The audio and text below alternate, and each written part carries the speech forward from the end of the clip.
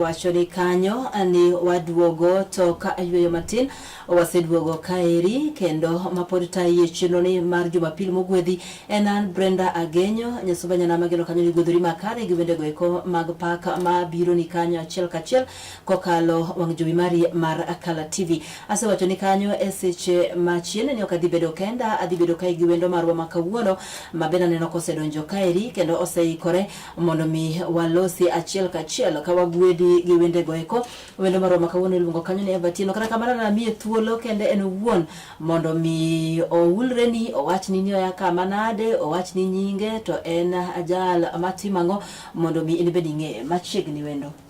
Kamano. Yeso paki ne joneno duto. Ani luonga ni Evatino anyaka rachuonyo originali to dala mang'eyo thurwa mang'en Muhoroni. Aloko dak Kisumu karate. Ni nyaka rachuonyo but nodak Muhoroni. Kamano. Okay. Mane wendo marwa mawano godo kawuono ka uthulo ni marwa kini machiegni Kala TV machiegni kena ng'eni joneno mor kaneni kamora mora magintiere gineno live nyaka Facebook miaka uthulo ni marwa kikanyo ni machiegni to kawinjo kiwacho ne joneno ni to in Evatino nyar karachuonyo modak Muhoroni ang'o mitimo? Erokamano. Kuom ng'wono mar Nyasaye an Evatino kaka asewacho nyingano to an nyako mohero Nyasaye kendo alando injili kokalo kuom wer ma an e YouTube gi nying mar Evatino to gi sani atiyo skul moro ni Chulaimbo Boys kanyo matiye kaka accounts clerk. Okay. Kamano. Awinjo kiwacho kanyo ni njal mohero Nyasaye nyiso ni in achiel kuom jogo matiyo ne Nyasaye kendo isegolo moko kuom wende ni wer morumo kanyo no janeno marwa ma dhi nyime kanyo kapok wachako loso no mano na achiel kuom wende goeko ma bende ogol kae koda Evatino. Ne chako michni mar wer ni igamani se wer kuom kinde maromo nade? Erokamano. Michna mar wer anyalo wacho ni nanyuolora jawer kech kana tieko Form 4 nadonje kanisa to kendo nadonje kwaya kapod atin mano higa mar 2008 asewero kwaya higni gote nyaka gisani pod awero kwaya to michna mar ndiko wer nochakore higa mokadho. Yes. Dwe mar adek ka Nyasaye nolima e yo mobidhore. Yes. Kamano mano dholuo mano dholuo niromo gi Nyasaye naromo gi Nyasaye ma Nyasaye nomiya mich mar ndiko wer anyalo ndiko wer to anyalo wero wer mande nyiso ni wende migolo gite gin wende ma yini kendi onge ng'ama ndiko ni gin wende ma an awuon ema ndiko ma en mich ma Nyasaye momiya en mich ma Nyasaye omiya.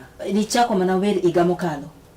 Asewer higni awacho ni kana tieko Form 4. Yes. Na donje kanisa sebedo kiwer gi kwaya donje praise and worship makori golo kendi makori golo wende ni kendi tichako higa mokadho dwe mar 4 mana kete wenda mokwongo e YouTube. Yes. Kamano. Iwinjo kanyo janeno na ma en iwinjo kanyo ni jawer mang'ula jawer marahuma Evatino wacho kanyo ni noromo gi Nyasaye pimwane ere kaka ni kelo romo gi Nyasaye jomoko kiwacho ne gini romo gi Nyasaye to jomoko ok nyal believe ni ng'ato romo gi Nyasaye ere kaka ni romo gi Nyasaye maybe you have this experience mani romo gi Nyasaye ma Nyasaye mi mich mar ndiko wer kachiel koda ka wer. Erokamano kuom penjo no. Nang'eyo ni penjo no dhi biro. Engimana adongo nyathi kich. Yes. Ka wacho na adongo nyathi kich to gi jowinjo winja. To kang'iyo dalawa kacha to kiye ng'eny. Yes. To kana donje keny higa mar 2013 yes. Nyasaye nomiya dichuo kendo nadonje keny gi yor mar arus. To kanochopo higa mar 2023 yes. Nyasaye nokawe. Kawase dak higni ne wadhi celebrate our 10th anniversary marriage. Koro gima notimore kit ngimana no nitie kaka iwacho ni tho nyalo loso ng'ato kata nyalo ketho ng'ato. Yani challenges mawaromo godo gi eki maricho ma samoro timore nitiere kaka nyalo keto ng'ato kumachielo. Kamano. Yes. Koro ne en lit e chunya kabisa kendo dhi nyime notama. Yes. To nasiko godiochieng' tategno kendo ng'ato nyalo nena mawach ni eba to tegno. To kochopo kama koro adong' kenda to pogore. Koro nakwayo Nyasaye ni mondo los chunya mondo awuoge e wachno. Koro kanye mane Nyasaye otiyo koda momiya mich mar ndiko wer. Kanye mane Nyasaye otiyo kodi momiya mich mar ndiko wer. Nawinjo ka jayalo moro nowacho ga ndalo moko ni Nyasaye, you will meet God at your lowest. Sama ine piny mogik, sama ine lit ma in gi lit e chunyi, ma in gi kuyo moro, mane sama inyalo mi gi Nyasaye. Samoro sama ine mori, ine ber, weche dhini makare, to samoro bi wawili nyaka gi Nyasaye. Omiyo wacho ni yare ndalogo nyaka sani sebedo kitiyo ne Nyasaye e yor wer. Sebedo katiyo ne Nyasaye e yor wer. Kendo fwanyruok biro na mang'eny gi wer. Nyasaye kelo na mich manyalo ndiko wer. Kamano.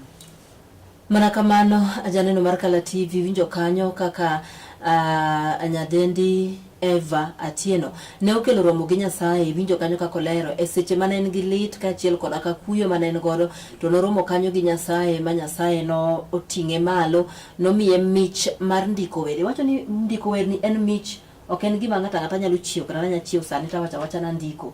Nikech kwang'iyo muma kano ndiki joma nondiko muma, even the Song of Solomon gini, wende mamit moloyo wende duto, iwacho ni ne gibedo inspired by the Holy Spirit. Nyiso ni mondo migol wer manyalo tero injili kamoro, nyaka obed mich ma Nyasaye momiyi. Gini biro ni e yor leka kosi nya beda ti parapara na ndiko wer kama, how do you choose? Kaka ing'eyo ni koro nego beda ndiko wer kama. Okay, ka wenda mokwongo king'iye YouTube kanyo, en wer mawero gi kizungu mawacho ni One God. Nitiere mana Nyasaye achiel kende.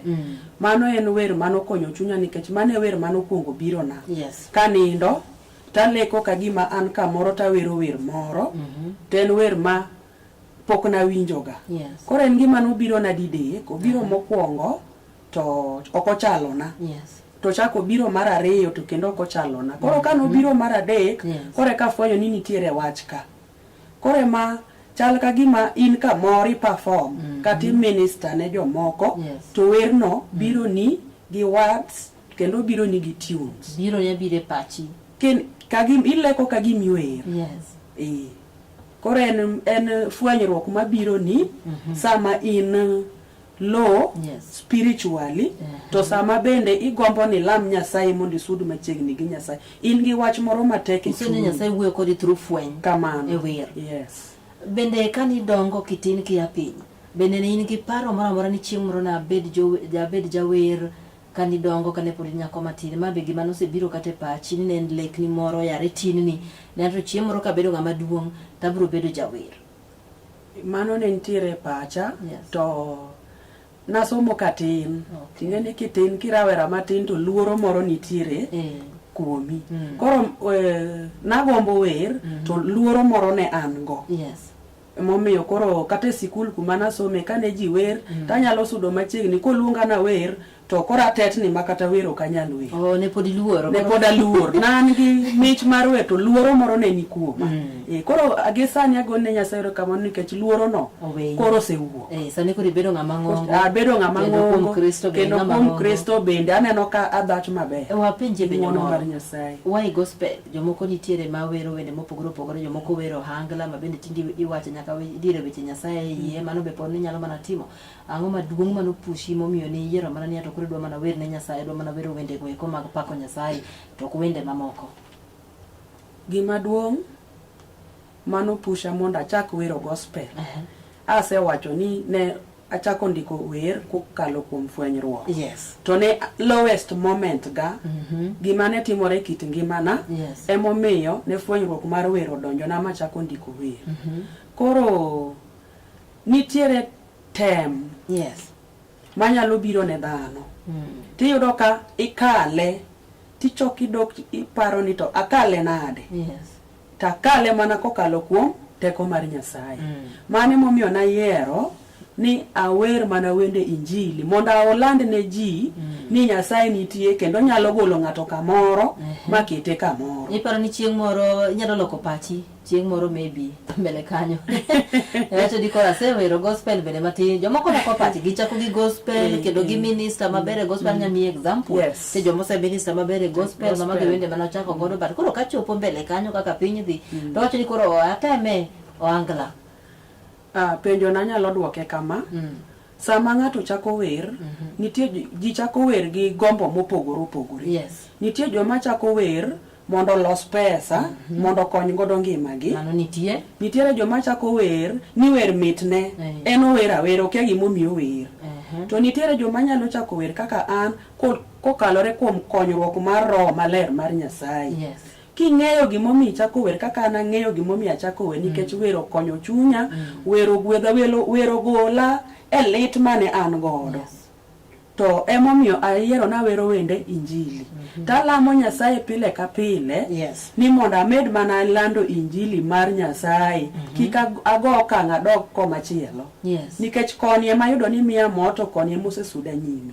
Okay. Kamano. Marakamano janeno marwa winjo kanyo kwacho ni en nyaka chieng' moro tho obiro mana bedo kowero wende go eko mag gospel, okobi weyo kodoka wero wende go eko mag piny machalo kaka Ohangla gini, maybe bongo. Wacho kanyo ni obiro mana maintain wero kanyo wende go eko mag gospel pile ka pile, kowacho ni Nyasaye makonye miye roho mar andiko wer. Agombo ni mondo mi wadhi yweyo matin wayude kanyo wer moro achiel, maybe nyiswa moko kuom nyinge mar wende nigi eki kapok wadhi e yweyo, tere ka ng'ato nyalo yudo wende nigi eki. Erokamano. Kidhi e YouTube ta ayudora gi nying mar Eva Atieno. Eva Atieno YouTube kata TikTok ibro yuda Eva Atieno.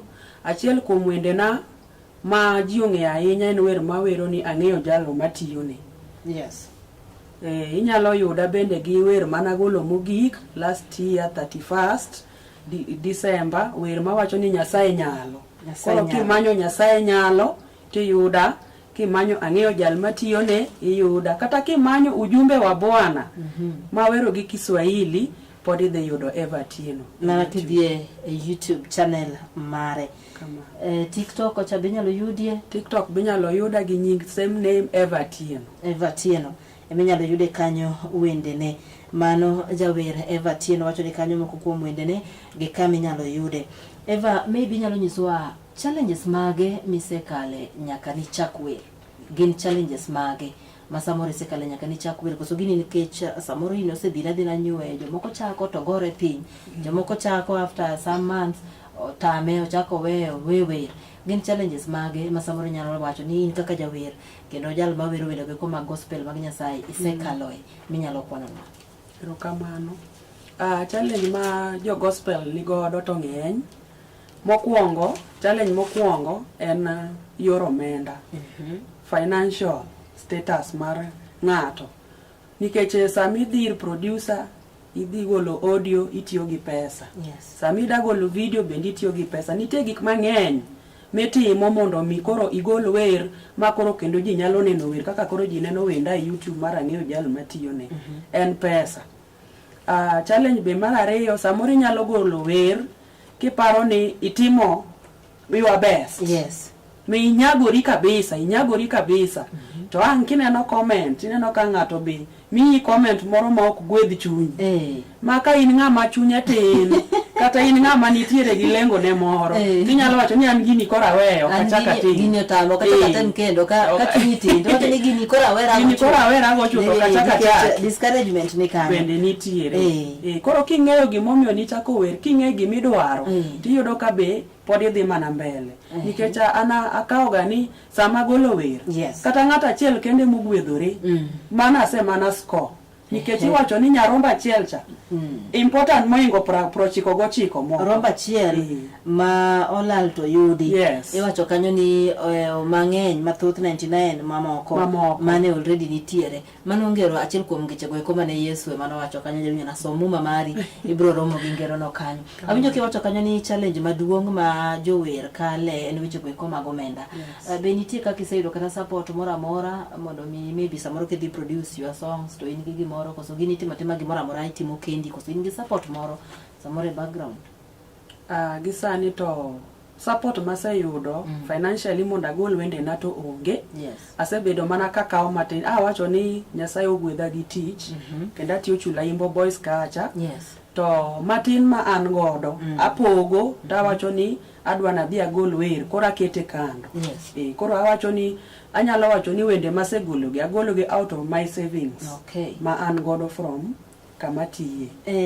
Nyariti Eva nyadi mathoth ni wacho kanyo ma en gino makata mbe aseneno kaluwore penjo mana penjo ni jomoko chako wer mondo mi gimany godo pesa. Ng'ato chaka wer ni to koro adwa mana wer to bende nagi magolo ta anini to mane yora mar yuto kende bada yudo.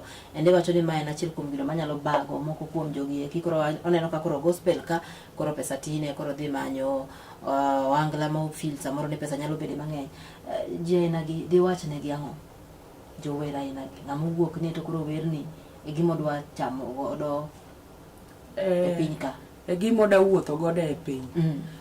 Nitiere jo makamano kate gospel nitiere jo ma gospel werno ema girito go ngima. Ineno gimo miya penjo ne nitie kaka inyalo ng'ato en ja gospel ningo beni wende ne gin wende go makelo ber ne oganda gin wende go eko manyalo loko ngima ng'ato. But iyudo ka samoro style makoro wende gi koro kidwaro wer to nyaka ichul, kidwaro this nyaka ichul.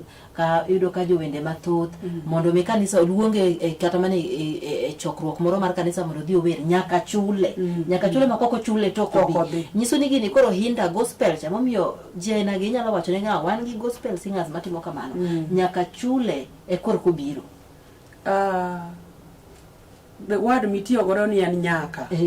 Ing'eni sama ng'ato biro ja gospel biro kamoro luonge of course nitiere kaka transport nyaka one kaka ochopo kanyo. Samoro en kama bor kode nyaka imany kama oninde. Koro ing'eni luore wacho ni gospel wer ji donje kaluwore gi gimomiyo gima ng'ato dwaro. Gimano okete, samoro en nodonje ni mondo okonygo ngimane. Ting'eni kaka koro ng'ama chielo donjo ni mondo land injili. Koro ing'eni ji ariyo gi opogore. Koro ng'ama nodonjo ni mane ngimane mane kaka odwa chiemo. Koro ing'eni ng'ata ina no opogore. En nyaka ang' nogo agabi. Nikech mane momiyo en kanyo. Opogore gi ng'ama chielo ma samoro nigi tije moro to en mana ka nikech morne en ni olando injili. Kaka an asewacho ni morna mar wer en ni alando injili ne ji mondo winj ni Nyasaye nitie. Mana kamano janeno mar Kala TV med bana kete kairi mano iluongo kanyo ni jawer Eva Atieno. Jawer Eva Atieno en achiel kuom jogo mawero wende weko mag gospel mag gwedhruok ma bende gwedho oganda ka kora kacha. Iwinjo kanyo kosewacho kende ni en ok ower ne pesa bende ok ower kanyo mondo mi oyud ber moro to wer nikech Nyasaye mano miye mich mar wer noromo gi Nyasaye ka en e chandruok mano o inspire mondo mi ondik wer kendo mondo mi ower akanyo. Dakika machuok kende waduogo kanyo to dakika machuok pod wan ka gima thoth moda wacho kanyo bende jawer Eva pod biro medo wacho ni kaka inyalo yudo wende negi eki mondo wende negi ogwedhi. Yo mane minyalo yudo godo wende negi no wacho kanyo nyalo dhi limo YouTube channel mare ma en kanyo chake wach negi Eva Atieno. Kidhi e YouTube Eva Atieno. Kidhi e TikTok Eva Atieno. Jogo madhi e TikTok, jogo madhi e YouTube nyalo dhi e YouTube kanyo mondo mi iyud kanyo wende nego mondo mi ogwedhi. Wasewacho kanyo moko kuom gigo challenges miwacho kanyo ni neno e weche gweko mag wer e sama i produce wer. Iwacho kanyo weche go mag omenda, iwacho kanyo jogo mabende discourage jogo mabende moko neno jawer moro kodhi kamoro to chunge ni mondo wer mbele ji to kose wer to ji noko pamo maber. Gidwaro gani ka ji this you bedo recognize kana ka gidonjo kamoro dipo ni imbe ni kabano makidonjo kamoro ka jogi kia na se donjo ka weche ino wase neno ame wadhi crusade romo gi waneno. Koro wa kanyo ka chunye ok mor nikech ok opamne. Man adok mane answer ma miyo wa mokwongo ni lore gi gimo miyo ng'ato donje wer. So jomoko be donje wer mondo gibed famous. To koro ka pachi udwa ni bed famous to dhi e chokruok to kopamni. Gospel gimo miluonge ni gospel. Nying Nyasaye ma onego ting' malo gini. E wachni ok en dhano in ma wero wer, ok en kata jomi dhi gwedho kanyo ni opam. Onego bed ni Nyasaye to wacho nang'e wendini. Bana kamano maybe word of encouragement ne jogo mabende pod dwaro wer. Ang'eyo ka nitie joneno maneno ma bende inspire mondo miyo wer. En wach mane made wach ne gi ber mane wer ka wach mogik made wachi ka ticha kinwon wakami kaka wanyalo yudo wende niko. Word of encouragement ne samoro joma nena mabe gombo wer ma maybe gin gi mich mar wer. Chaka kaka inno. Chaka matin timedo dhi nyime. Onge ng'ama nosechako gi malo. Yes. Ji chako ga gi piny to mos kaluwore gi kaka in bende in determined. Yes. Tilame Nyasaye. An king'iyo YouTube kanyo to nachako mana gi audio. Ok ni no nen gima nyaka natim video.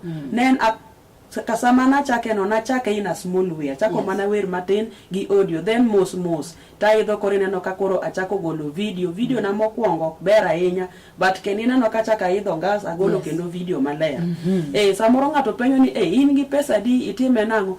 Ena matin ma in godo nikech producers gi be gin mana dhano. Iwuoyo kodgi ni an gi ma tinyalo timo na kama, to by the time momiyi weti sayudo pesa tisechulo. Kech ayudo ka wach pesa ni ema chando ng'eny joma gombo wer. Ng'ato neno ni gini beche tek ahinya. En mana winjruok. Erokamano. Maybe wuogi jowinjo koro joneno magwa Makala TV wachne gire kaka inyalo yudo wendeni ka watieko. Ne johera mag Kala TV, wendena ni e YouTube kacha, nyinga en Eva Atieno. Eva Atieno iyuda e YouTube, Eva Atieno iyuda e TikTok. Inyalo manyo ang'eyo jal matiyone kata ujumbe wa Bwana by Eva Atieno to ibro yuda piyo. An gi wende kanya 7. Nyasaye osegwedhago kendo alamo Nyasaye ni mondo kuneno wende nago tu ugwedhru. Erokamano Eva Atieno mano jawer mang'ula. Inyalo dhi manyo wendene kanyo kaka osewacho nino. Kendo ago erokamano maduong' kuom bedo ni e Kala TV odiochieng'ni ma kawuono. Ageno kanyo ni wendeni go dhi gwedho jogo ma bende nenenwa nyaka ne wachak kanyo. Owadhi bedo kanyo gi yweyo matin to ka waduogo kanyo ne injili motedi, injili motegno. Miyo kamoro amora ma intiere kik idhi mabor, kete mana e Kala TV. Waduogo yudo kanyo wach Nyasaye kokalo kuom pastor marwa ma bende osedonjo.